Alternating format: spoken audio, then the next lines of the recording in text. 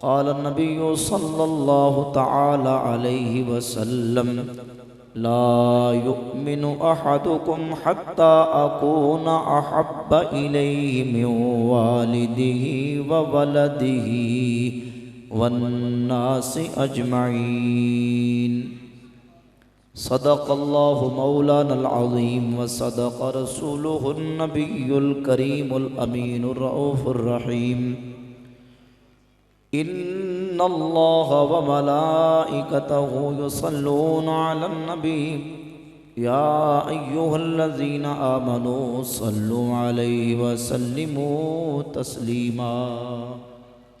تمام دوست محبت سے بلند آواز سے مل کے روشی پڑھی الصلاۃ والسلام علیکہ یا سیدی یا رسول اللہ وعلى آلك وأصحابك يا سيدي يا حبيب الله الصلاة والسلام عليك يا سيدي يا شفيع المذنبين وعلى آلك وأصحابك يا رحمة للعالمين مولاي صل وسلم دائما أبدا على حبيبك خير الخلق كلهم۔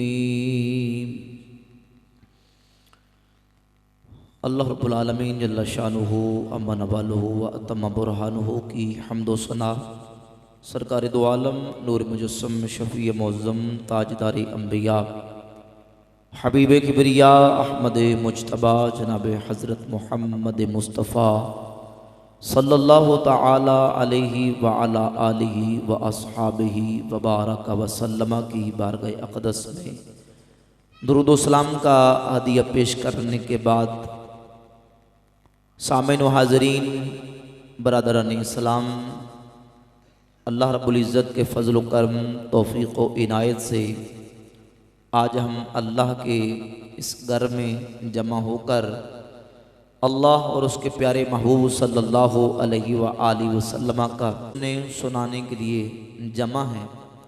اللہ رب العزت جل شانہ تمام اہل ایمان کا آنا، محفل پاک کو سجانا، شرکت کرنا اپنی بارگاہ میں شرف قبولیت عطا فرمائے۔ دوستان گرامی قدر، اللہ رب العزت کا بے حد و حساب احسان عظیم کہ اللہ رب العزت نے ہمیں انسان بنایا، اور انسان بنا کے اللہ رب العزت نے بہت بڑا فضل یہ کیا کہ اللہ نے ہمیں مسلمان بنایا، اور نبی کریم صلی اللہ علیہ وآلہ وسلم کی محبت، عشق، مودت، صحابہ اکرام کی محبت، اہل بیت اطہار کی محبت اور اولیاء اللہ کی محبت والا عقیدہ اہل سنت و جماعت عطا فرمایا۔ یقیناً یہ کرم والا کرم اور اللہ رب العزت کی وہ نعمتیں ہیں اور اللہ کے وہ احسانات ہیں کہ جن کا ہم ساری زندگی شکریہ ادا کرتے رہیں تو اس کا حق ادا نہیں ہو سکتا۔ اللہ رب العزت نے جو ہمیں ایمان، عقیدہ، اسلام کی دولت عطا فرمائی، اور یہاں میں اصلاح کے لیے چند باتیں انشاءاللہ بیان کروں گا کہ پہلے سب سے ایک مسلمان کو، ایک مومن کو اپنے ایمان اور اپنے اسلام کی قدر و قیمت کو، اس کی منزلت اور اس کا مقام و مرتبہ سمجھنا چاہیے۔ اللہ رب العزت نے ہمیں ایمان کی دولت عطا فرمائی، اور یہ ایمان کی دولت کتنی عظیم دولت ہے۔ دنیا کائنات میں ایک انسان کے پاس قیمتی سے قیمتی جو چیز، قیمتی سے قیمتی جو انسان کے پاس دولتیں موجود ہیں، ہر قیمت والی چیز سے بڑھ کر اگر کسی مومن مسلمان کے پاس ہے تو وہ اب اس کا ایمان ہے جو ہر چیز سے قیمتی ہے۔ اور دیکھیں اللہ رب العزت کا فضل کہ اللہ نے یہ ایمان کی دولت اتنا احسان کیا کہ ہمیں عطا فرمائی۔ صحابہ اکرام سے پوچھیں، نبی کریم علیہ السلام کا کلمہ پڑھنے والوں سے پوچھیں، جنہوں نے مارے کھا کے، اپنا گھر بار چھوڑ کے، اپنا وطن چھوڑ کے، کنبے چھوڑ کے، خاندان، برادریاں، مال و دولت، اپنے گھر بار، اپنی جائیدادیں جگیریں الغرض کائنات کی سارے رشتے ناتے چھوڑ کر بھی انہیں اللہ رب العزت جل شانہ کی بارگاہ سے اگر چاہیے تو ایمان چاہیے. انہوں نے اپنا ایمان حاصل کیا، ایمان کی دولت کو بچایا، دنیا جہان کی کسی شے کی پرواہ نہیں کی. پرواہ کی ہے تو انہوں نے ایمان کی پرواہ کی. اور یہ ایمان وہ دولت ہے کہ جو اتنی مشکلوں سے اور اتنی آزمائشوں کے بعد صحابہ کرام رضی اللہ تعالی عنہ کو حاصل ہوئی. آج ہمارے ہاں ہمارا حال کیا ہے، ہمارے معاشرے میں لوگوں کا حال کیا ہے؟ جس طرح مجھ سے پہلے خطیب صاحب بیان کر رہے تھے کہ چھوٹی چھوٹی دنیاوی آسائش و سہولتوں کی خاطر اور دنیا کے چند ٹکوں کی خاطر، دنیا کی چند سہولتوں اور کچھ اپنی سہولتوں آسائشوں اور کچھ مال و دولت کی خاطر اپنے ایمان کو داؤ پر لگا دیتے ہیں، اپنے ایمان کو بیچنے پر تیار ہو جاتے ہیں. یہ ایمان وہ دولت ہے کہ جو صحابہ کرام نے اپنے خاندان چھوڑ کے، اپنے وطن چھوڑ کے، اپنے کنبے برادری دولتیں گھر بار سب کچھ چھوڑا اس ایمان کی خاطر جو اللہ نے ہمیں مفت میں ایمان کی ایسی اعلیٰ عظیم دولت عطا فرما دی. ہمیں اس ایمان کے لیے، اپنے اس دین اسلام کے لیے نہ گھر بار چھوڑنا پڑا، نہ اپنا مال و دولت چھوڑنا پڑا، نہ بچے، نہ خاندان، نہ ماں باپ، نہ بہن بھائی، کوئی رشتہ ناتا چھوڑنا نہیں پڑا. مفت میں ہمیں یہ ایمان کی دولت مل گئی. اب ہمارے اوپر لازم ہے کہ جو اللہ رب العزت نے دولت ایمان ہمارے سینوں میں اسلام کی رکھی ہے، ہم اس دولت ایمان کو بچا کے رکھیں. بات سمجھ آ رہی ہے نا؟ اس دولت ایمان کو ہم نے بچانا ہے. اب یہ دولت ایمان جو ہمارے سینوں میں موجود ہے، یہ ضائع کس طرح ہوتی ہے، یہ خراب کس طرح ہوتی ہے، اس کے لیے ہمیں سمجھنے کی ضرورت ہے. کفر و اسلام کا فرق، ہدایت اور گمراہی کا فرق، اسلام اور کفر کی تمیز سمجھنا ضروری ہے، تاکہ جب تک ہمیں ان چیزوں کا فرق معلوم نہیں ہوگا اس وقت تک یہ ایمان ہمارا بچ نہیں سکتا. ہوتا کیا ہے، کوئی بندہ اپنے عمل سے، اپنے فعل سے، اپنے قول سے کسی ایسے امر کا ارتکاب کرتا ہے کہ جو اس کا عمل بھی، اس کا قول بھی اسلام کے اصولوں کے منافی ہوتا ہے، اسلام کے مطابق نہیں ہوتا. اور یہ یاد رکھیں، میں نے انشاءاللہ آپ کو مسئلے چاند سمجھانے ہیں، آپ نے سمجھنے کی کوشش کرنی ہے جتنے ساتھی بیٹھے ہیں. ہوتا یہ کہ لوگوں کا عمل اسلام کے خلاف ہوتا ہے، قول بول اسلام کے خلاف ہوتا ہے. تو اب جب کوئی بندہ ایسا عمل کرے گا، ایسی زبان سے کوئی بات کرے گا جو اسلام کے خلاف ہے، تو اس کا اسلام کے ساتھ تعلق باقی نہیں رہے گا.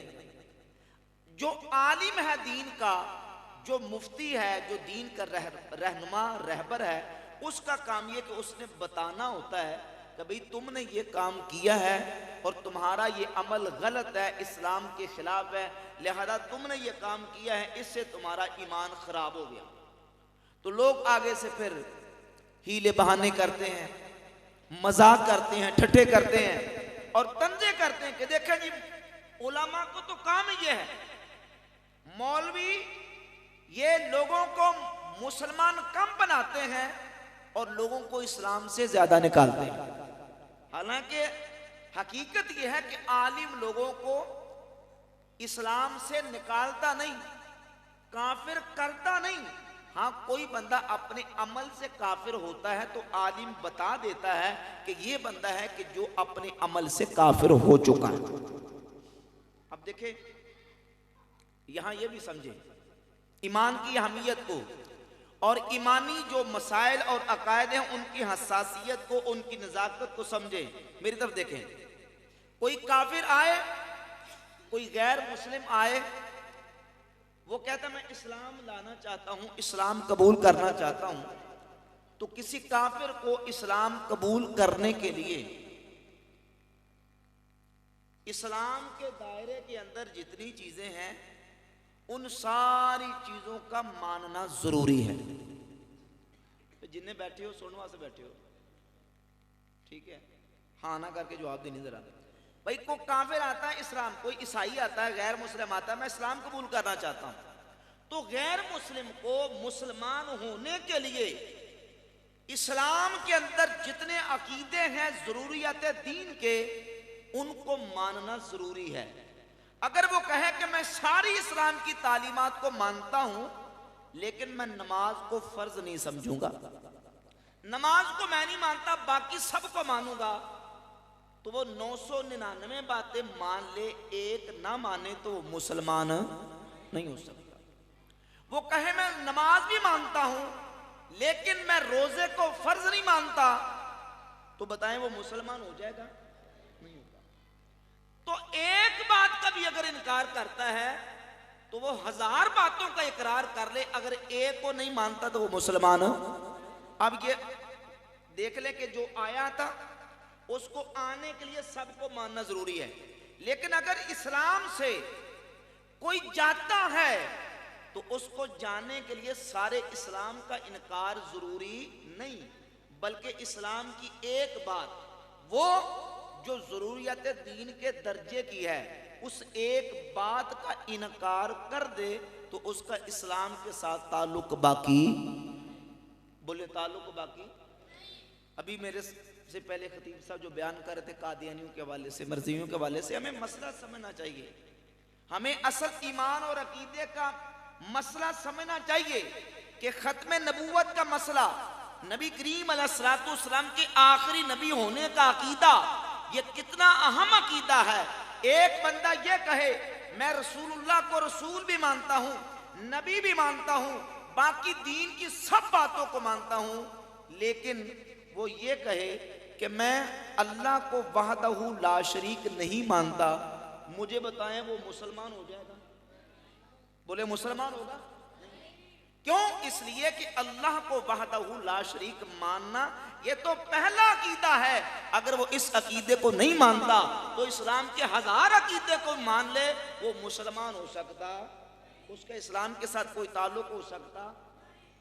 اسی طریقے سے ایک بندہ جس طرح میں نے کہا جو آتا ہے اس کو سارے اسلام کو ماننا ضروری، اور جو جاتا ہے یہ نہیں کہ وہ سارے اسلام کا انکار کرے تب کافر ہوتا ہے. اگر وہ ضروریات دین میں سے کسی ایک کا بھی انکار کر دے تو اسلام میں باقی رہتا. سورۃ توبہ کی 2 آیات طیبہ سنیں ذرا. اللہ کریم فرماتا ہے وَلَقَدْ قَالُوا كَلِمَةَ الْكُفْرِ وَكَفَرُوا بَعْدَ إِسْلَامِهِمْ، تحقیق انہوں نے کفر کا کلمہ کہا، وَكَفَرُوا بَعْدَ إِسْلَامِهِمْ، اور اپنے اسلام کے بعد وہ کافر ہو گئے. کس سے؟ پہلے اسلام لائے، مسلمان ہو گئے، لیکن مسلمان ہونے کے بعد جب ایک کفر کا کلمہ کہا وَلَقَدْ قَالُوا كَلِمَةَ الْكُفْرِ وَكَفَرُوا بَعْدَ إِسْلَامِهِمْ، اللہ فرماتا ہے ایک کفر کا کلمہ کہا، وہ اسلام سے نکل گئے، اسلام لانے کے بعد کافر ہو گئے، اب ان کا ایمان کے ساتھ کوئی تعلق باقی. اور دوسری آیت فرمایا لا تعتذروا قد کفرتم بعد ایمانکم، اب بہانے مت بناؤ، تم ایمان لانے کے بعد کافر ہو چکے ہو. ایمان لانے کے بعد کون؟ توجہ کریں یار، بس بیٹھے رہنا کوئی بات نہیں. کون؟ اس آیت کا شان نزول تفاسیر میں مفسرین نے لکھا کہ نبی پاک صلی اللہ علیہ وآلہ وسلم کے صحابہ حضور کی بارگاہ میں آئے، عرض کرتے ہیں یا رسول اللہ ہماری اونٹنی گم ہو گئی. نبی کریم علیہ السلام نے صحابہ سے فرمایا کہ میرے صحابہ جاؤ فلاں مقام پہ فلاں گاٹی کے پاس جاڑی کی کہ اندر تمہاری اونٹنی کی نکیل اٹی ہوئی ہے، جا کے وہاں سے لے آؤ. جب حضور نے اپنے صحابہ کو بھیجا تو وہاں چند منافقین بھی موجود تھے. وہ کہنے لگے کہ ہم مسلمانوں کے اندر گھسے ہوئے ہیں، ہمیں تو محمد جانتے نہیں، اور یہ بتا رہے ہیں کہ تمہاری اونٹنی کی نکیل فلاں غار میں گاٹی میں کسی جاڑی کی کہ اندر اٹی، جا کے لے آؤ، ہمیں تو جانتے نہیں. جب صحابہ نے ان سے یہ جملہ سنا نبی کریم علیہ السلام کی بارگاہ میں آ کے صحابہ نے بتایا تو نبی کریم علیہ السلام کی بارگاہ میں ابھی صحابہ نے بتایا اللہ نے قرآن کی آیتیں نازل فرما دی وَلَئِن سَأَلْتَهُمْ لَيَقُولُنَّ إِنَّمَا كُنَّا نَخُوضُ وَنَلْعَبُ محبوب جب آپ ان سے پوچھیں گے کہ تم نے یہ کہا تو یہ کہیں گے ہم تو کھیل رہے تھے ہم تو مذاق کر رہے تھے قل فرما دیجئے اب اللہ و آیاتہ و رسولہ کنتم تستہزئون کیا اللہ کے ساتھ اس کے آیتوں کے ساتھ اس کے رسول سے مذاق کرتے ہو لا تعتذروا قد کفرتم بعد ایمانکم اب بہانے مت بناؤ تم ایمان لانے کے بعد کافر ہو چکے تو جو بیٹا ایمان لانے کے بعد کافر جنہوں نے نبی کریم صلی اللہ علیہ وسلم کی شان اقدس میں اتنی گستاخی اور توہین کی کہ ان کو غیب کا کیا پتا تو اللہ نے قرآن میں آیت نازل فرما دی کہ ان کا ایمان کے ساتھ کوئی تعلق اب عقیدہ ختم نبوت اس کی حساسیت اور اس کی اہمیت کو سمجھیں کہ جس طرح اللہ رب العزت کے علاوہ کائنات میں کوئی خدا نہیں اور جو اللہ کے علاوہ کسی کو اپنا معبود یا الہ مانے اس کا ایمان کے ساتھ کوئی تعلق نہیں رہتا نبی کریم صلی اللہ علیہ وآلہ وسلم کی ذات اقدس کی ختم نبوت کا عقیدہ مسلمانوں کا وہ اجماعی قطعی حتمی سمعی یہ وہ عقیدہ ہے کہ جو حضور کو آخری نبی نہ مانے اس کا بھی ایمان کے ساتھ تعلق باقی نہیں قادیانیوں کی بات اور قادیانی مرزائی یہ کون ہے یہ مرزا غلام قادیانی اس کو اپنا نبی مانتے ہیں مرزا غلام قادیانی کون تھا مرزا غلام احمد قادیانی یہ لاہور سے 70 کلومیٹر دور ایک شہر ہے انڈیا کے اندر قادیان ایک قصبہ ہے اس قصبے کے اندر پیدا ہوا اور پھر اس نے باقاعدہ پھر کرتے کرتے مختلف دعاوی کیے اور 1901 میں اس نے نعوذ باللہ یہ دعویٰ کیا اور اس نے کہا سچا خدا وہ ہے جس نے قادیان میں اپنا رسول بھیجا رسالت اور نبوت کا دعویٰ کیا اور پھر اس کو کئی ایسے اس کے اندھے پیروکار اس کے اندھے مرید اور پیروکار اس کے ماننے والے انہوں نے اس کو نبی بنا کے اپنا نبی تسلیم کر کے ارتداد اور کفر کا مظاہرہ کیا اور آج پھر اس کی ذریت چلتی چلتی پاکستان ہندوستان کے مختلف علاقوں میں پھیلی اور یہ مرزائی اور قادیانی یہ مرزا قادیانی کو اپنا نبی مانتے ہیں حالانکہ اللہ رب العزت نے نبوت کا سلسلہ جناب آدم علیہ السلام سے شروع فرمایا وہ جو کریں اور شروع کر کے سلسلہ نبوت اللہ رب العزت نے چلایا اور وہ سلسلہ نبوت چلتے چلتے آخر الزمان پیغمبر جناب محمد الرسول اللہ صلی اللہ علیہ وآلہ وسلم کی ذات پر اللہ نے مکمل فرما دیا سارے ادھورے اخلاق پورے کر دیے ساری چیزیں اتم اور اکمل اللہ رب العزت نے اپنے محبوب کریم صلی اللہ علیہ وآلہ وسلم کو عطا فرمائی اللہ نے سیرت عطا کی تو ساری سیرتوں سے اعلیٰ صورت عطا کی تو ساری صورتوں سے اعلیٰ خلق عطا کیا تو خلق عظیم عطا کیا شریعت عطا کی ساری شریعتوں سے اعلیٰ کتاب عطا کی ساری کتابوں سے اعلیٰ رب نے اپنے محبوب کو امت عطا کی سارے نبیوں کی امتوں سے اعلیٰ کوئی کمی رب نے چھوڑی توجہ کریں ذرا اللہ نے نبوت کا سلسلہ چلایا ہر دور میں نبی کی ضرورت نبی آتا ہے مخلوق کی ضرورت کو پورا کرنے کے لیے کہ تاکہ مخلوق اپنے رب کے احکامات کو رب کے پیغام کو اپنے نبی کے ذریعے سیکھ سکے اپنے نبی کے ذریعے سمجھ سکے نبی مخلوق اور رب کے درمیان نمائندہ اور تعلق بنانے والا ہے تعلق جوڑنے والا ہے مخلوق کا اپنے رب کے ساتھ. اللہ نے نبوت کا سلسلہ چلاتے چلاتے اپنے پیارے حبیب آخر الزمان نبی محمد الرسول اللہ صلی اللہ علیہ وآلہ وسلم پر سلسلہ نبوت کو مکمل کر دیا. اور وہ اللہ نے شان اور عظمت اپنے حبیب علیہ السلام کو عطا کی کہ ساری چیزیں حضور پر مکمل کر دی. قیامت کی صبح تک مخلوق کو ہدایت کے لیے جتنی چیزیں ضرورت تھی اللہ نے اپنے محبوب کریم علیہ السلام کو ساری مکمل عطا فرما دی. محبت سے کی ذرا سبحان اللہ. سیرت عطا کی تو ساری سیرتوں سے اعلیٰ. لقد کان لکم فی رسول اللہ اسوۃ حسنہ. تمہارے فرمایا کہ تحقیق یقیناً تمہارے لیے رسول اللہ کی سیرت میں مکمل نمونہ اور سیرت بھی اعلیٰ اور صورت بھی محبوب کریم علیہ السلام کو عطا کی تو سارے نبیوں کی صورتوں سے اعلیٰ. محبت سے کہتے ہیں سبحان اللہ. حضور کی صورت کیسی تھی؟ ایک شعر کی صورت میں بڑا شاعر نے بڑا خوب انداز میں لکھا ہے کہ وہ نبیوں میں نبی ایسے امام الانبیاء ٹھہرے حسینوں میں ہنسی ایسے کہ محبوب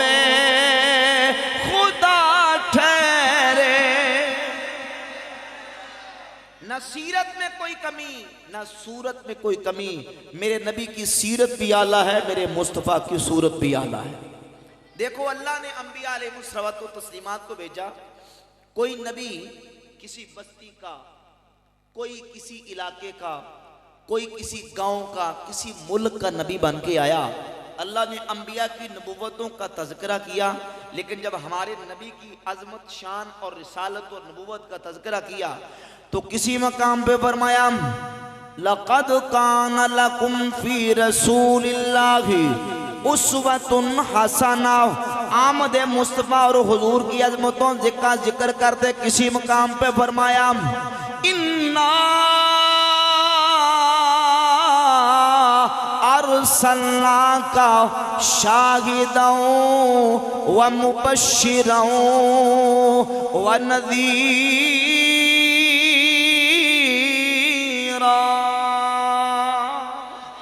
کسی مقام پہ آمد مصطفیٰ کا ذکر فرماتے رب نے اعلان کیا وَمَا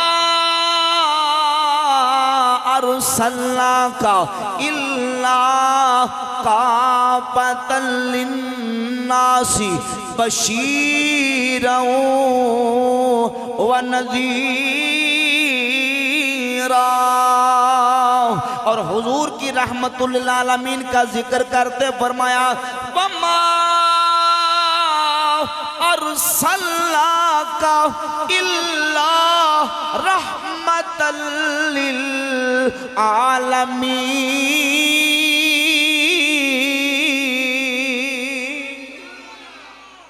نبی کریم صلی اللہ علیہ وسلم کی ذات اقدس دنیا میں تشریف لائے تو حضور کو اللہ نے ساری چیزیں ہی سب سے عرفہ و اعلیٰ عطا فرمائی.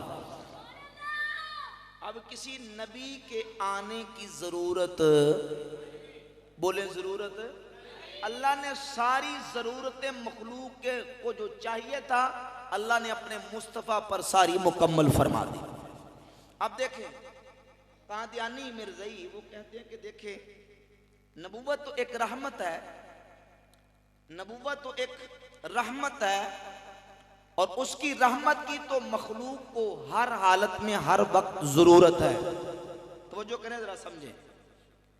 کہتے ہیں کہ ضرورت ہے مخلوق کو کہ نبی آتا رہے کیونکہ نبوت رحمت ہے. تو میں اس کا جواب ایک مثال دے کے عرض کروں گا بلا تشبیہ سمجھے. ہمیں پانی کی ضرورت پیش آئے, ہمیں روشنی کی ضرورت پیش آئے, کبھی ہم روشنی کے لیے بلب جلاتے ہیں, اس سے بڑا انتظام کریں کوئی ٹیوب لائٹ جلا لی, کوئی راڈ لگا لیا, اس سے بڑا کوئی فانوس لگا لیا، پھر بلب کی روشنی، ٹیوب لائٹ کی روشنی، فانوس کی روشنی، اس سے اوپر پھر ستاروں کی روشنی، پھر چاند کی روشنی. لیکن یہ روشنیاں اس وقت ہیں جب سورج چڑھا ہوا نہ ہو. گل میرے خیال سمجھ آ رہی تھی؟ میں بنا کہتے سبحان اللہ. بھائی ان روشنیوں کی ضرورت اس وقت ہے جب سورج چڑھا ہوا نہ ہو، اور جب سورج دوپہر کو پوری آب و تاب کے ساتھ چمک رہا ہو تو سورج کے سامنے پھر بلب چلانے کی ضرورت نہیں، پھر لائٹیں اور ٹیوب لائٹ چلانے کی ضرورت. میرے کریم آقا صلی اللہ علیہ وآلہ وسلم دنیا میں جب آئے، میرے محبوب کو اللہ نے نبوت کا سورج بنا کے بھیج دیا.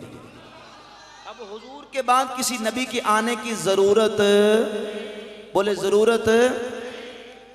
اس لیے اعلیٰ حضرت عظیم البرکت مجدد دین و ملت شاہ امام احمد رضا خان محدث بریلوی فرماتے ہیں کہ جس نے لامکان تک جانا ہے، جس کا وہ ہے لامکان تک جانا ہے، جس کا وہ ہے لامکان تک جانا ہے، جس کا وہ ہے ہر مکان کا اجالا ہمارا نبی، ہر مکان کا اجالا.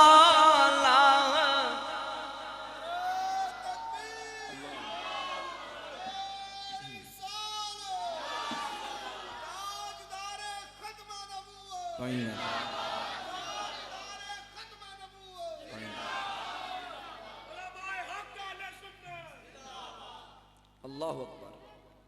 میرے کریم آقا صلی اللہ علیہ وآلہ وسلم کی ذات اقدس خاتم النبیین بن کے دنیا میں تشریف لائے. خاتم النبیین کا معنی کیا ہے؟ حضور نے خود اس کا معنی بیان کیا، انا خاتم النبیین لا نبی بعدی، میں خاتم النبیین ہوں، میرے بعد کو نبی پیدا. بھئی ضرورت نہیں، اللہ نے ساری مخلوق کی ضرورتیں اپنے مصطفیٰ پر پوری فرما دی. قیامت کی صبح تک مخلوق کو ہدایت کے لیے جو کچھ چاہیے اللہ نے اپنے محبوب کو وہ شریعت، وہ کتاب عطا کی ہے کہ اللہ نے ساری ضرورتیں نبی پر پوری فرما دی. دیکھیے انبیاء علیہم الصلوۃ والتسلیمات جب دنیا میں تشریف لاتے، رسول اعظام تشریف لائے، جب اللہ نے سابقہ نبیوں پر کتابیں صحیفے نازل فرمائے تو اللہ نے کتابیں اور صحیفے نازل فرما کے اس کی حفاظت کا ذمہ نہیں لیا. توجہ کریں، ایک نبی آتا، رسول آتا، کتاب آئی، شریعت آئی، حفاظت کا ذمہ نہیں. دوسرا نبی آیا، آ کے پہلے رسول آیا، آ کے پہلے رسول کی شریعت کو منسوخ کر دیا، پہلے احکامات کو منسوخ کر دیا، اور سلسلہ چلتا چلتا ہمارے کریم آقا علیہ السلام کی ذات اقدس تک پہنچا.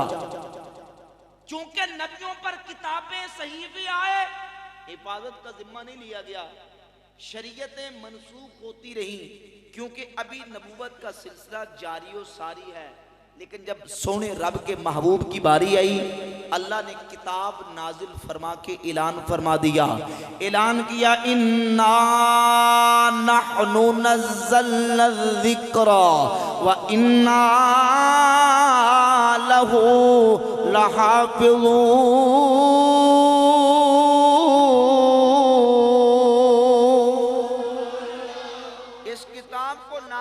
ہم نے کیا ہے اور اس کتاب کی حفاظت کا ذمہ بھی ہم نے لے لیا. اللہ نے حفاظت کا ذمہ اس لیے لیا کہ اب کوئی نہیں آئے گا جو اس شریعت کو منسوخ کر دے، یا اس کتاب میں کوئی چینجنگ یا تبدیلی یا تحریف و تبدیل کر دے، یہ قیامت کی صبح تک کتاب باقی رہے گی، شریعت بھی باقی رہے گی، اور میرے نبی کی نبوت بھی باقی جاری و ساری رہے گی۔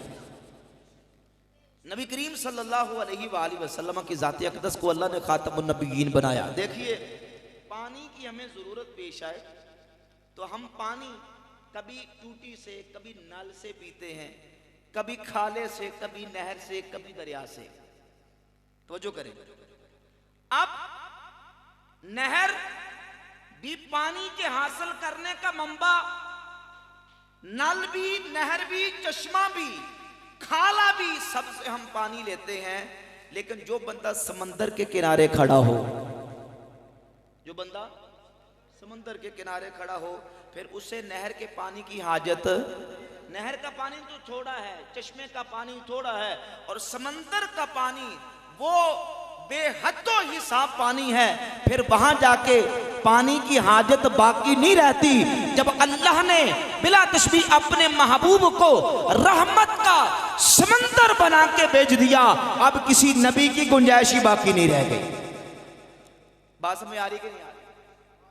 وہ کہتے ہیں یہ نبی کی ضرورت ہے، ہم کہتے ہیں اللہ نے ساری ضرورتیں مخلوق کی اپنے محبوب پر پوری فرما دی، نہ حضور کی سیرت میں کوئی کمی۔ اب جو یہ کہے کہ نبی آنا ضروری ہے اور ضرورت ہے نبی کی، نعوذ باللہ وہ یہ کہنا چاہتا ہے کہ نبی پاک کی سیرت میں کوئی کمی ہے، نبی پاک کی کوئی کتاب میں کمی ہے، شریعت میں کوئی کمی ہے، یا نعوذ باللہ کوئی اخلاق میں کمی نعوذ باللہ رہ گئی۔ جب اللہ نے اخلاق دیا تو خلق عظیم دیا، سیرت دی تو اسوہ حسنہ کامل نمونہ دیا، شریعت دی تو ساری شریعتوں سے اعلیٰ عطا کر دی، اور کتاب دی تو ساری کتابوں سے اعلیٰ عطا کر دی۔ تو اب کوئی کمی باقی، بولے کمی باقی، اب نبی نیا آنے کی ضرورت ہی نہیں ہے، اللہ نے حضور پر ساری ضرورتوں کو پورا فرما دیا۔ یہ کریم آقا صلی اللہ علیہ وآلہ وسلم کی شان و عظمت ہے، اور 1,00,000 کم و بیش 24,000 انبیاء کو اللہ رب العزت نے معراج کی رات بیت المقدس مسجد اقصی میں جمع کیا، اور جمع کر کے اپنے محبوب کریم صلی اللہ علیہ وآلہ وسلم کو ان کا بالفعل امام بنا کے، توجہ کریں، بالفعل امام بنا کے مصلی پہ کھڑا کر کے اللہ نے نبی کریم صلی اللہ علیہ وآلہ وسلم کی ذات اقدس کو امام الانبیاء کا، سارے نبیوں کے امام ہونے کا بالفعل اللہ نے منصب عطا فرما دیا۔ سارے نبیوں نے خطبے دیے، اور جس وقت ہمارے آقا کی باری آئی تو میرے کریم آقا صلی اللہ علیہ وسلم انبیاء کے گروہ کے سامنے، رسولوں کے گروہ کے سامنے کھڑے ہو کے اللہ رب العالمین جل شانہ کی عظمت کا خطبہ دیا۔ میرے نبی نے اپنی شان و عظمتوں کا خطبہ دیا۔ امام الانبیاء صلی اللہ علیہ وسلم نے فرمایا، یا معاشر الانبیاء، اے نبیوں کے گروہ، کلکم اثنا علی ربی وانی مسن علی ربی، اے نبیوں کے گروہ تم سب نے اپنے رب کی ثنا بیان کی، اب میں اپنے رب کی حمد و ثنا بیان کروں گا۔ سارے نبی موجود، جناب آدم علیہ السلام سے لے کے عیسیٰ علیہ السلام تک، نبی پیغمبر رسول امام الانبیاء صلی اللہ علیہ وسلم کا خطبہ سننے کے لیے مسجد اقصی میں جمع ہیں۔ میرے کریم آقا صلی اللہ علیہ وسلم نے خطبہ پڑھا، الحمدللہ الذی ارسلنی رحمت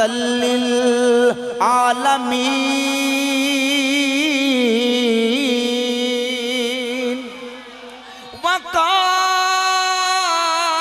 وکافۃ للناس بشیرا ونذیرا وانزل علی الفرقان فیہ تبیان کل شیء وانزل علی الفرقان فیہ تبیان کل شیء وجعل امتی امتا وسطا وجعل امتی هم الاولون وهم الاخرون وشرح صدری ووضع عنی وزری ورفع لی ذکری وجعلنی فاتحا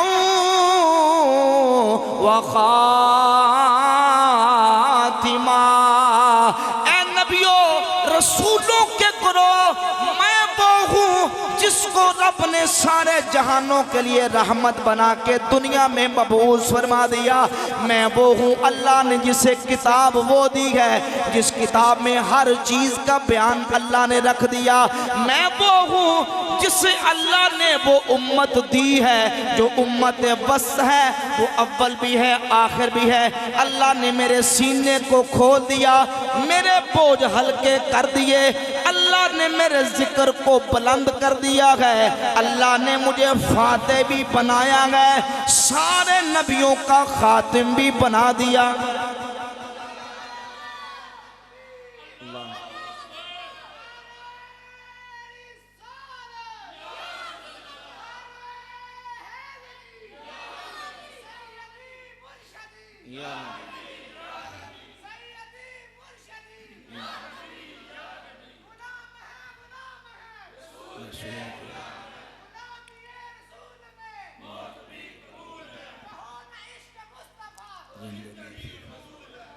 وَجَعَلَنِي فَاتِحًا وَخَاتِمًا، اللہ نے مجھے فاتح بنایا، خاتم بنایا، یعنی نبوت کا آغاز بھی مجھ سے ہوا، نبوت کا اختتام بھی مجھ پر فرما دیا۔ كُنْتُ نَبِيًّا وَآدَمُ بَيْنَ الروح والجسد، میں اس وقت بھی نبی تھا جب آدم علیہ السلام روح اور جسم کے درمیان تھے۔ اللہ نے میری روح کو وصف نبوت سے متصف کر دیا، نبوت کا آغاز بھی مجھ سے ہوا، نبوت کا انتہا اور اختتام بھی اللہ نے مجھ پر فرما دیا۔ جس وقت نبی کریم علیہ السلام نے مسجد اقصی میں خطبہ دیا، دلائل النبوہ میں امام بہقی نے اس حدیث کو بیان کیا، دیگر سیرت کی ہر کتاب میں یہ واقعہ موجود ہے۔ توجہ کریں، جب نبی کریم علیہ السلام نے یہ خطبہ دے کے حضور مکمل خطبہ فرماتے ہیں تو جد الانبیاء نبیوں کے باپ جناب ابراہیم علیہ السلام کھڑے ہو گئے، اور کھڑے ہو کے سب نبیوں سے مخاطب ہو کے کہنے لگے بِهَذَا فَضْلَكُمْ محمد صلی اللہ علیہ وسلم، آج جو مصطفیٰ نے مسجد اقصی میں نبیوں کے سامنے اپنی عظمتیں بیان کی ہیں، ان عظمتوں کی وجہ سے سارے نبیوں پر فضیلت پا گئے۔ گویا کہ امام اہل سنت ہمارے امام احمد رضا بریلوی رحمۃ اللہ علیہ نے ترجمہ اس طرح کر دیا کہ گویا کہتے ہوں گے سب سے اولا او اعلیٰ ہمارا نبی، سارے مل کے پڑھ دو، سب سے اولا او اعلیٰ ہمارا نبی، سب سے بالا او اعلیٰ ہمارا نبی، گونج پہنچے سب سے بالا او اعلیٰ ہمارا نبی، خلق سے اولیاء سے رسول اور رسولوں سے اعلیٰ ہمارا نبی، اور رسولوں سے اعلیٰ ہمارا نبی۔ اور امام عرض کرتے ہیں انبیاء سے کروں عرض کیوں مالکو، کیا نبی ہے تمہارا ہمارا نبی، کیا نبی ہے تمہارا ہمارا نبی، کیا نبی ہے ہمارا نبی عزیزان گرامی قدر میرے کریم آقا صلی اللہ علیہ وسلم کی ذات اقدس کو اللہ رب العالمین نے وہ عظمتیں وہ شانیں عطا کی. امام الانبیاء دنیا میں تشریف لے کے آئے. امام ابن الجوزی نقل فرماتے ہیں میرے کریم آقا صلی اللہ علیہ وسلم عظمتوں شانوں والے نبیوں کے سردار دنیا میں تشریف لے کے آئے. فرشتے آ گئے, اعلان ہو گیا آتول محمد صلی اللہ علیہ وسلم, آج محمد مصطفیٰ کو دے دو. کیا دے دو؟ یا اللہ کیا دے دیں؟ فرمایا نبیوں کو رسولوں کو جو عظمتیں اللہ نے دی ہیں ساری میرے نبی کو دے دو. صفوت آدم, مولد شیس, شجاعت نوح, حلم ابراہیم, لسان اسماعیل, رضا اسحاق, فصاحت صالح, رفعت ادریس, حکمت لقمان, بشرا یعقوب, جمال یوسف, صبر ایوب, قوت موسیٰ, تسبیح یونس, جہاد یوشع, نغمت داؤد, ہیبت سلیمان, وقار الیاس, عصمت یحییٰ, قبول زکریا, زہد عیسیٰ, علم الخضر, واغمسوہ فی اخلاق النبیین والمرسلین, انہو سید الاولین والآخرین.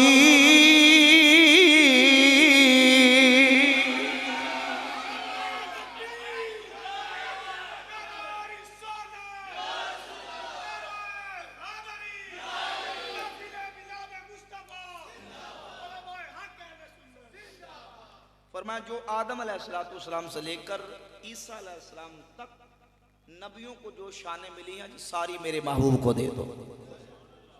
ربنا قدر سبحان اللہ. یہ عظمتیں اور شانیں حضور کی, ہمارے آقا کی, جس نبی کا ہم کلمہ پڑھتے ہیں.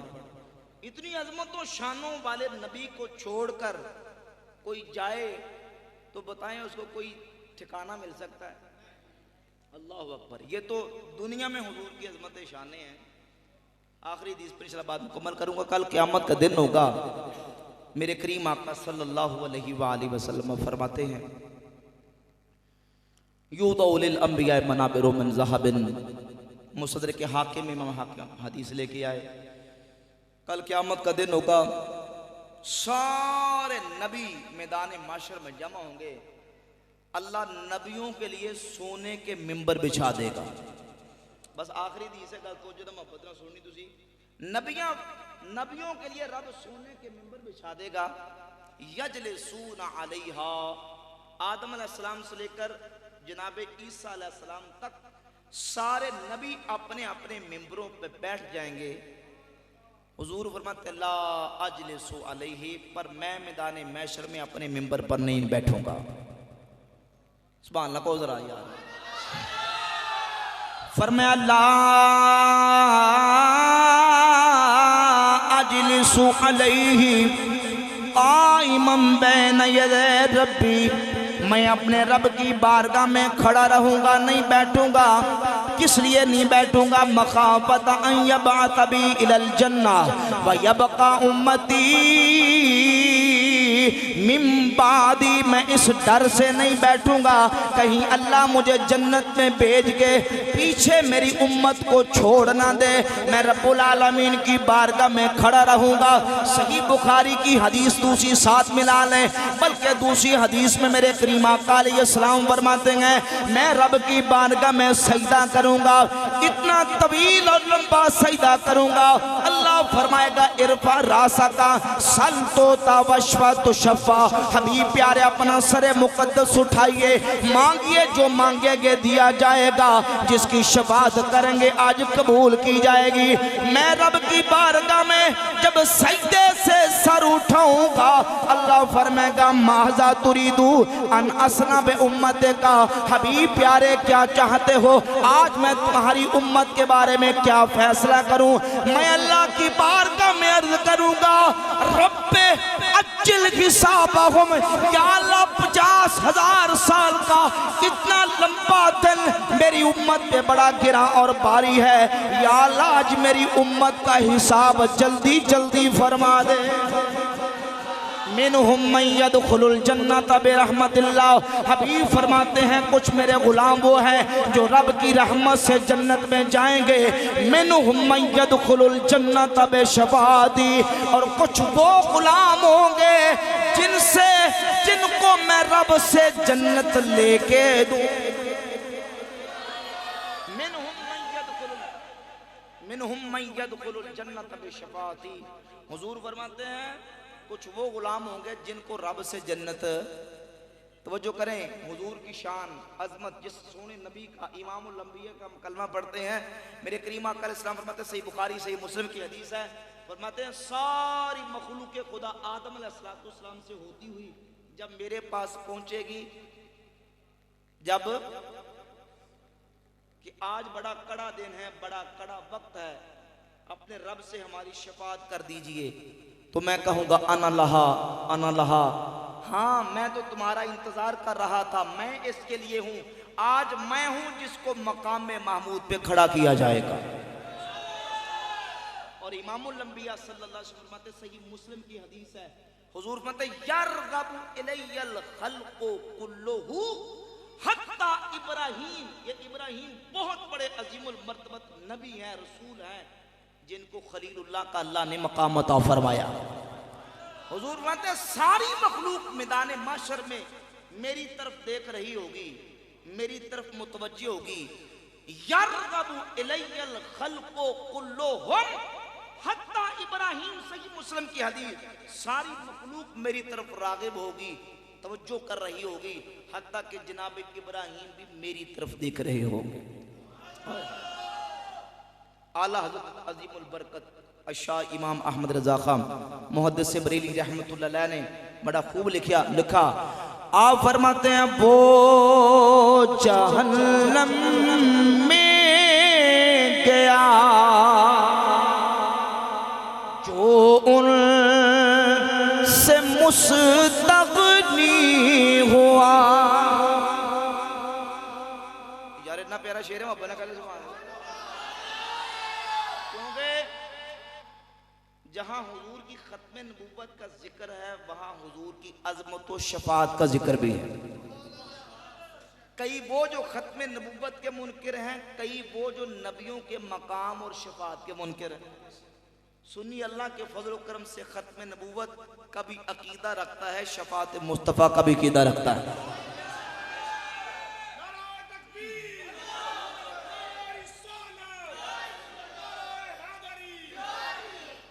کچھ لوگوں کا عقیدہ یہ ہے کہ نہیں جی قیامت والے دن کوئی کسی کے کام نہیں آئے گا، وہ کہتے ہیں جی حشر دے دن جدوں دھپ نے ستونا، کوئی نبی تے ولی اتھے کم نہیں آنا، سبحان اللہ نہیں ہے، استغفر اللہ، استغفر اللہ، کو سارے استغفر اللہ، جنہیں سبحان اللہ کہا پھر کو استغفر اللہ۔ میری گل سمجھ گئے ہوگے، سمجھ گئے نا، یعنی اس طرح دے بھی لوگ ہوندے نے، وہ کہتے ہیں حشر دے دن جدوں دھپ نے ستونا، سمجھ آ جائے، حشر دے دن جدوں دھپ نے ستونا، کوئی نبی تے ولی اتھے کم نہیں آنا۔ میں کہا بالکل صحیح کہ تیرے کام نہیں ہونا، ساڑھے کام ہونا ہے۔ صحیح مسلم کی دیئے حضور فرماتے ہیں یرغب الی الخلق کلہم حتی ابراہیم، ساری مخلوق میری طرف دیکھ رہی ہوگی، میری طرف راغب ہوگی، حتیٰ کہ جناب ابراہیم بھی میری طرف رغبت فرما رہے ہوں گے۔ اور ہمارے امام اہل سنت کے امام احمد رضا بریلوی رحمت اللہ علیہ نے اسی حدیث کا ترجمہ کر کے فرما دیا، آپ فرماتے ہیں وہ جہنم میں گیا جو ان سے مستغنی ہوا، وہ جہنم میں گیا جو ان سے مستغنی ہوا ہے، خلیل اللہ کو حاجت رسول اللہ کی ہے خلیل اللہ کو حاجت رسول فرماتے جب قیامت کے دن خلیل اللہ کو حضور کی حاجت ہے اور کوئی کہے کہ مجھے کسی کی حاجت نہیں ہے، پھر وہ جنت نہیں جاوے گا، کتھے جاوے گا؟ دوزخ جاوے گا۔ اور حضور کی حدیث ہے شفاعت یوم القیامت حق، اور یہ حدیث آج بھی حضور کی مسجد نبوی میں لکھی ہوئی ہے۔ روضہ رسول کے پاس شفاعت یوم القیامت حق من لم یؤمن بہا لم یقم من اہلہا۔ میرا آقا فرماتے ہیں میری شفاعت قیامت کو برحق ہے، پر ملے گی اسے جو دنیا میں میری شفاعت کو مانتا ہوگا، اور جو دنیا میں نبیوں ولیوں کے مقام کو نہیں مانتا پھر محشر کے میدان میں ملنا، اور سنی اللہ کے فضل و کرم سے مانتے ہیں۔ آخری شعر سلطان بہو رحمۃ اللہ فرماتے ہیں، آپ فرماتے ہیں بے بسم اللہ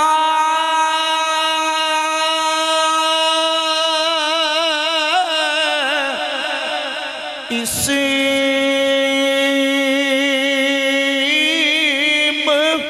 اللہ دا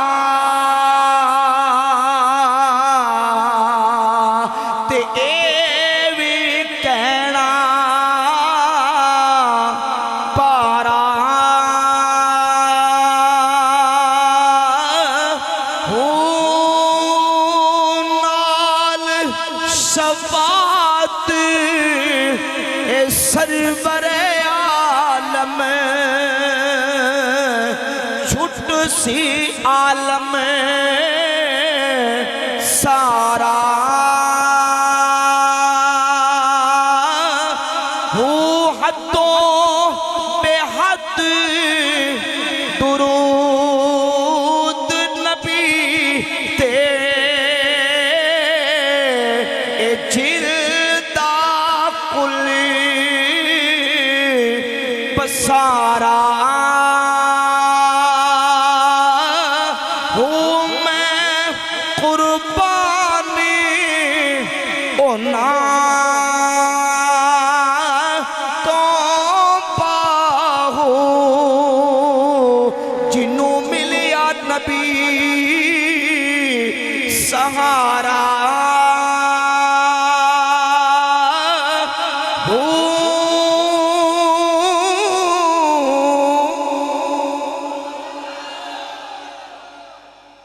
کے فضل و کرم سے حضور اپنے غلاموں کی قیامت کے دن شفاعت فرمائیں گے۔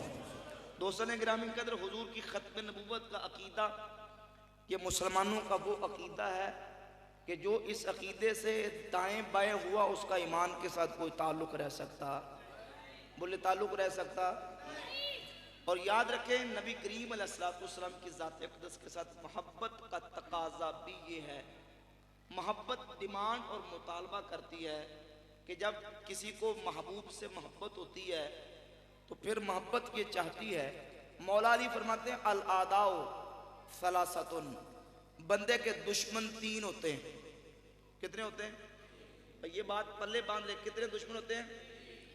عدووں کا و عدو صدیقے کا و صدیق و عدوے کا۔ تین دو دشمن ہیں تیرے، ایک تیرا دشمن، ایک تیرا اپنا دشمن، عدووں کا و عدو صدیقے کا۔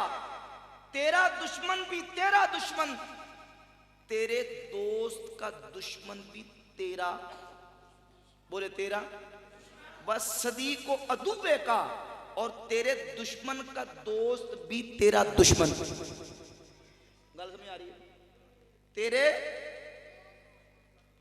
تیرے دوست کا دشمن بھی تیرا، عدووں کا و عدو صدیقے کا و صدیق و عدوے کا، تیرا دشمن اور تیرے دوست کا دشمن، اور تیرے دشمن کا دوست بھی تیرا دشمن ہے۔ اگر کوئی محبت رسول کا دعویٰ کرے، رسول اللہ صلی اللہ علیہ وسلم کی غلامی کا دعویٰ کرے، اور حضور کے دشمنوں کے ساتھ دشمنی نہ رکھے، حضور کی ختم نبوت کے باغیوں کے ساتھ اپنا دوستی رکھے، وہ حضور کے ساتھ محبت کرنے والا۔ حضور کی محبت کا تقاضا یہ ہے کہ جو نبی کریم علیہ السلام کی ختم نبوت کا غدار اور منکر ہے وہ ہمارا اس کے ساتھ کوئی تعلق ہو سکتا نہیں، وہ ہمارے دشمن سے بڑھ کر ہمارا دشمن ہے، کیونکہ وہ ہمارے کریم آقا علیہ السلام ہمارے محبوب کی ختم نبوت کا منکر ہے۔ اللہ کریم نبی کریم علیہ السلام کی ذات اقدس کے صدقے ہمیں صحیح معنوں میں دین کی سمجھ عطا فرمائے اور علم نافع عمل صالح اعتقاد خالص کی دولت عطا فرمائے۔ وما علینا الا البلاغ۔ السلام علیکم ورحمۃ اللہ۔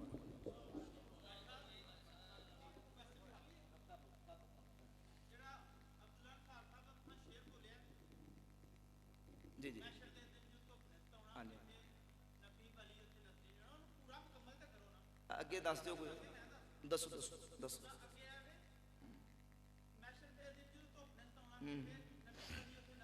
ٹھیک ہے، بیٹھ کے پیچھے ری بن بیٹھ کر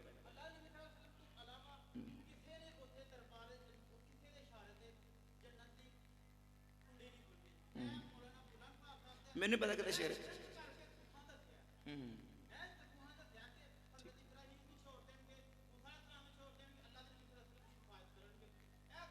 صلی اللہ علیہ وسلم۔ جواب سن لو یہ سوال، سوال کہہ رہے نہیں تسی شعر مکمل ہی، شعر پورا مکمل پڑھیا؟ اچھا پھر اے نہیں مینوں پتہ کہ کنے شعر پڑھیا؟ عام طور تے پڑھدے نے شعر کہ حشر دے دن جدو دھپ نے ستاؤنا کوئی نبی تے ولی اتنے کام نہیں آنا۔ اس تو اگے دا کی مطلب؟ اس تو اگے بھی نال ہی ہاں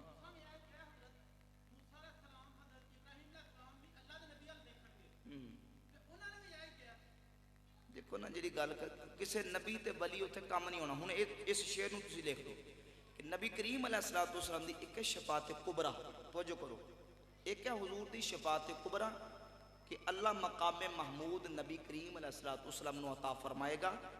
سن لو سن لو، حضور مقام محمود تے کھڑے ہون گے تے کل مخلوق دی نبی پاک علیہ السلام شفاعت فرماؤں گے، اے حضور دا مقام محمود ہے۔ توجہ کرو نا، حدیث تسی مشہور سنی ابن ماجہ شریف دی حدیث ہے کہ نبی کریم علیہ السلام نے فرمایا جنہیں قرآن پڑھیا اور قرآن پڑھ کے انہوں یاد کیتا، او دے حلال نو حلال جانیا، او دے حرام نو حرام جانیا، تے اللہ رب العزت جل شانہ دی بارگاہ او شفاعت کرے گا، اپنے 10 خاندان دے انہاں افراد دی شفاعت کر کے رب کو جنت لے کے دے گا جنہ تے جہنم واجب ہو چکی ہوئے گی۔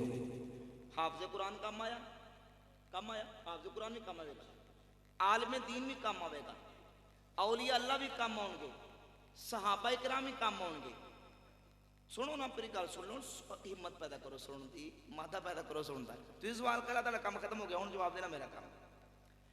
بالکل نفی جڑی ہے نا، بالکل نفی کہ کسے ولی تے نبی اتنے کام نہیں ہونا۔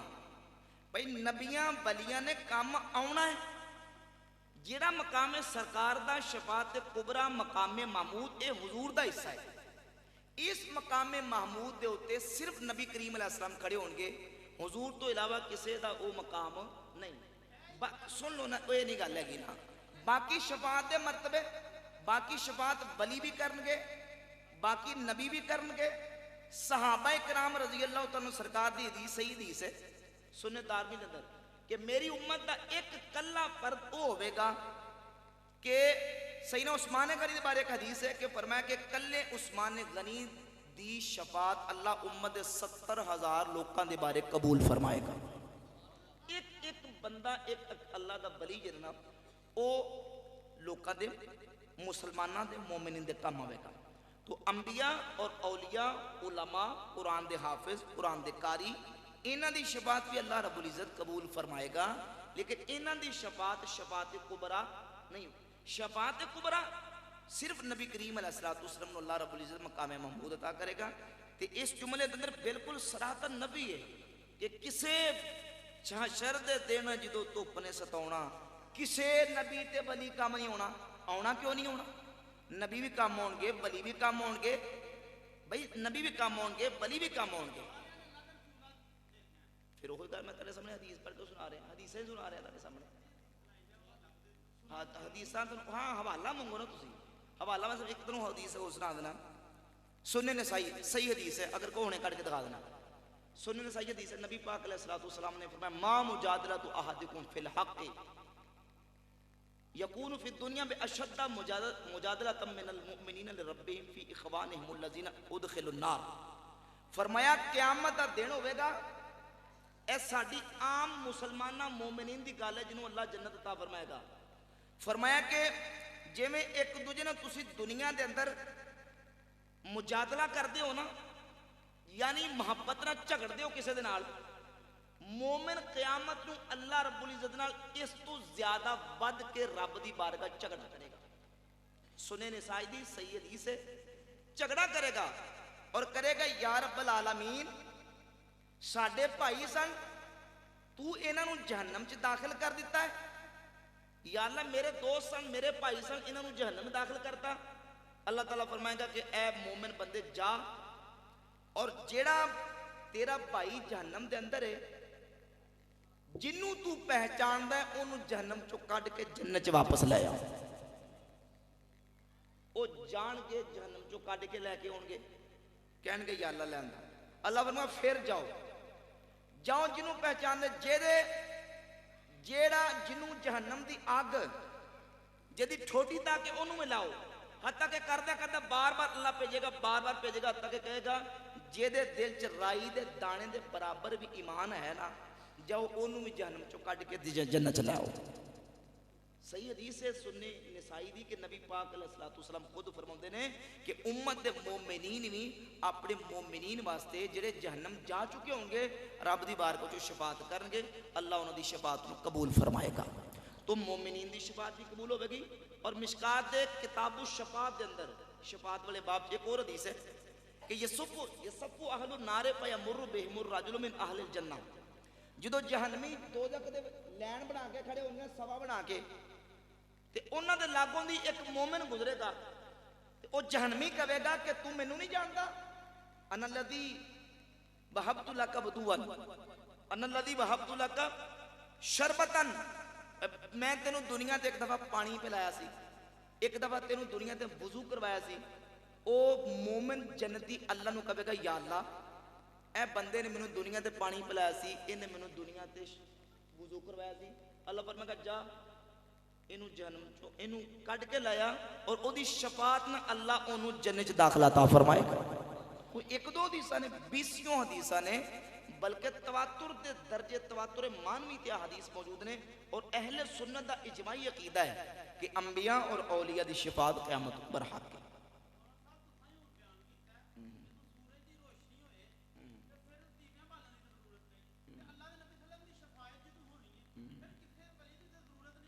جواب سن لو، جواب سن لو، جواب سن لو.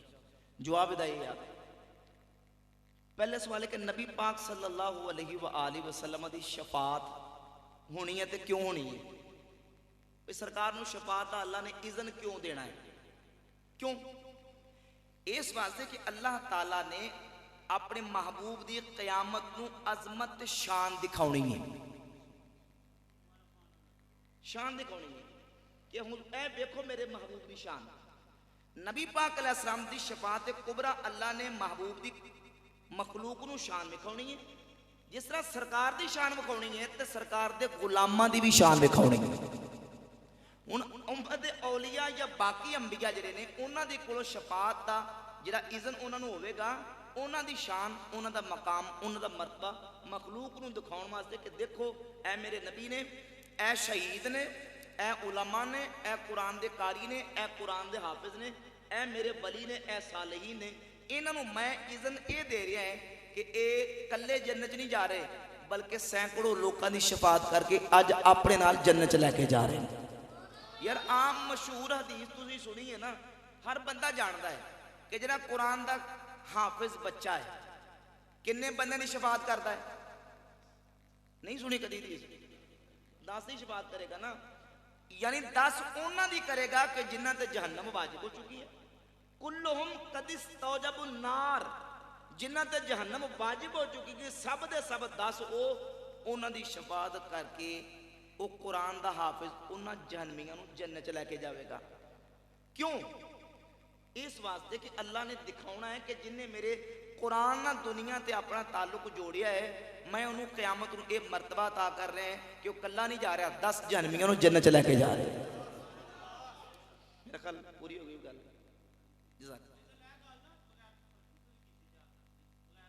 کوئی طنز نہیں ہے اینا ہوتا ہے وہ پتہ نہیں کنے گئے تو کہنے توتا بیٹھا بیری تے نا جہاں ماں ٹیری تے بڑا کچھ کر دے لوگ مقصد ہے کہ یہ سمجھاؤਣ واسطے گل بھی ایویں دے سن ہاں ایویں دی گلاں بھی لوکی مقصد ہے کہ کردے نے تو یہ تو صرف دسن واسطے بھی یار یہ بھی چیز ہے یہ نہیں ہونی چاہیے گل سیدھی سامنے اللہ دے فضل و کرم نہ نبیاں دا رسولاں دا انہاں دے اللہ دے محبوب بندے دا مقام و مرتبہ انہوں بالکل ایویں صفت نہ زیرو نہ ملٹی پلائی منچ نہیں کرنا بلکہ انہاں دا مقام بیان کرنا انہاں دی شان بیان کرنی ہے جی اللہ رب العزت نے انہوں نے عطا فرمائی ہے ٹھیک ہے جی